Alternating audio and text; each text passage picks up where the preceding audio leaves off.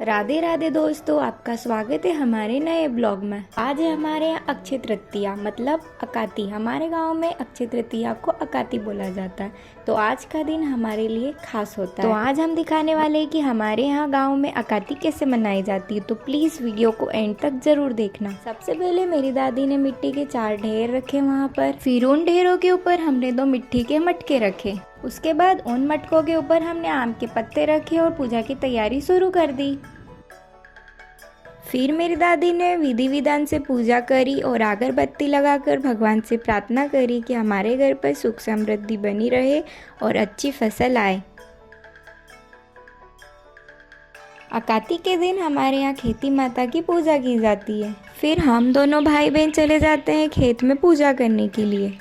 अकाती के दिन हमारे यहाँ पूरम पुली बनती है मतलब मिट्टी रोटी।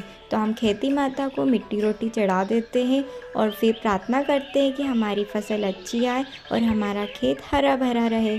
हमारे लिए खेती सब कुछ है, इसलिए ये दिन हमारे लिए बहुत खास होता है। फिर हम खेत से लौटते हुए चले जाते हैं खले में गाय को रोटी खिलाने के लिए। ऐसा माना जाता है कि गाय को रोटी खिलाने से पुण्य माना जाएगा। तो हम खिला देते हैं हमारी गाय को रोटी। फिर मेरा भाई सबको एक एक करके सारी रोटी खिला देता है और हमको बहुत ज़्यादा सुकून मिलता है।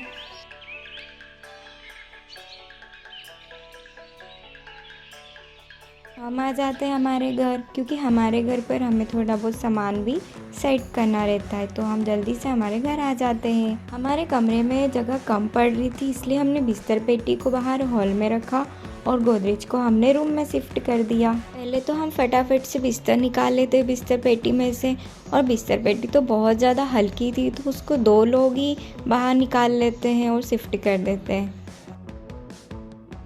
और बिस्तर निकालते निकालते मुझे मिल जाता है मेरे पापा मम्मी की शादी का एल्बम। तो मैं उसे देखने लग जाती हूँ। अब बारी आती है गोदरेज की। गोदरेज में से भी हमने सब सामान निकाल लिया, लेकिन वो इतनी हैवी थी कि उसके लिए हमें 4-5 लोग लगे। ये अपन कुछ नहीं करने वाला है क्या? जो कुछ भी करना है तुम लोगों को करने का है। अपन गाड़ी टेक्निक बताएगा। और सबने मिलकर उसको रूम में शिफ्ट कर दिया। और बहुत ज़्यादा मेहनत लग रही थी क्योंकि वो बहुत ही हैवी थी। पहले तो हमने उसको सामने की साइड रखा, बट वो जगह हमें सूटेबल नहीं लगी। फिर हमने उसको दूसरी साइड पे सेट कर दिया और वहीं पे रख दिया। और आखिरकार सबने मिलकर सब सामान अच्छे से जमा दिया।